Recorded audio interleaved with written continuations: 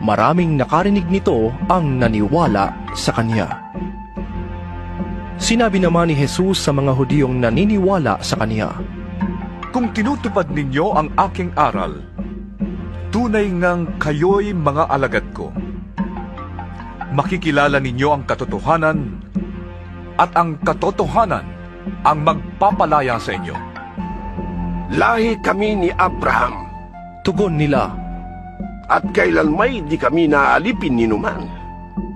Paano mo masasabing palalayain kami? Sumagot si Jesus, Tandaan ninyo, ang namumuhay sa kasalanan ay alipin ng kasalanan. Ang alipin ay hindi kabilang sa pamilya sa habang panahon.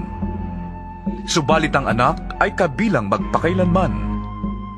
Kayo'y tunay na lalaya kapag pinalaya kayo ng anak.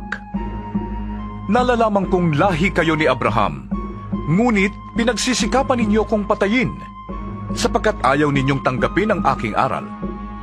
Ang nakita ko sa aking ama, ang siya kong sinasabi sa inyo. At ang narinig ninyo sa inyong ama, ang siya namang ginagawa ninyo. sumagot sila. Si Abraham ang aming ama.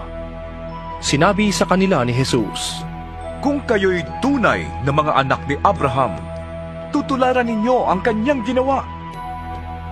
Sinasabi ko lang ang katotohanang narinig ko sa Diyos, ngunit pinagsisikapan ninyong ako'y patayin.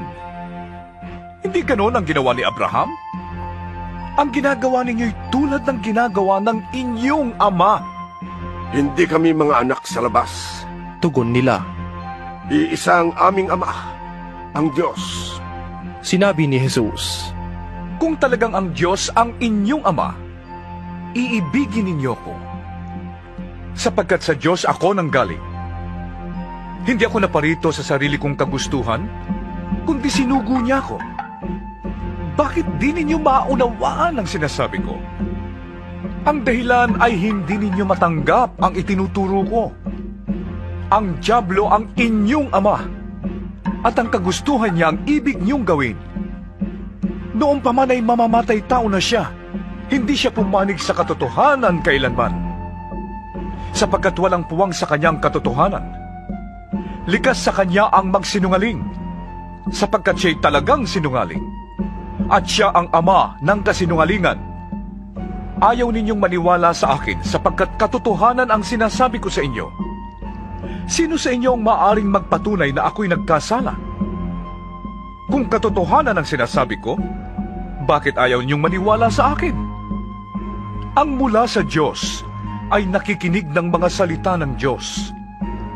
Subalit ayaw ninyong makinig sa akin, sapagkat kayo hindi mula sa Diyos.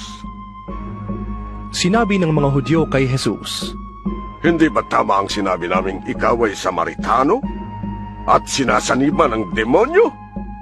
Hindi ako sinasaniban ng demonyo. sagot ni Jesus.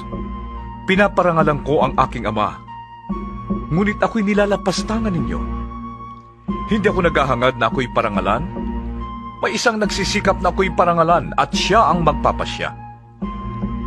Tandaan ninyo, ang tumutupad ng aking salita ay hindi mamamatay kailanman. Sinabi ng mga Hudyo, Kayo'y natitiyak naming sinasanibang ka nga ng demonyo. Namatay si Abraham at ang mga propeta. Ngunit sinasabi mong hindi mamamatay kailanman ang sinumang tumutupad ng iyong aral. Mas magaling ka pa ba kaysa sa aming amang si Abraham? Siya'y namatay, gayon din ang mga propeta. Ano ba ang palagay mo sa iyong sarili? sumagot si Jesus. Kung ako ang nagpaparangal sa aking sarili, walang kabuluhan yun. Ang nagpaparangal sa akin ay ang aking ama at sinasabi ninyong siya ang inyong Diyos. Hindi niyo siya nakikilala, ngunit siya'y kilala ko. Kung sasabihin kong hindi ko siya nakikilala, ako'y magiging sinungaling na tulad ninyo. Subalit nakikilala ko siya, at sinusunod ko ang kanyang sinasabi. Natuwa ang inyong amang si Abraham nang malaman niyang makikita niya ang araw ng aking pagdating. Nakita nga niya ito, at siya'y nagalak. Dahil dito'y sinabi sa kanya ng mga Hudyo, Wala ka pang 50 taong gulang, Paano mong nakita si Abraham? Sumagot si Jesus. Sinasabi ko sa inyo, bago pa ipinanganak si Abraham, ako na. Nagsidampot sila ng bato upang siya'y batuhin. Ngunit nagtago si Jesus at lumabas ng templo.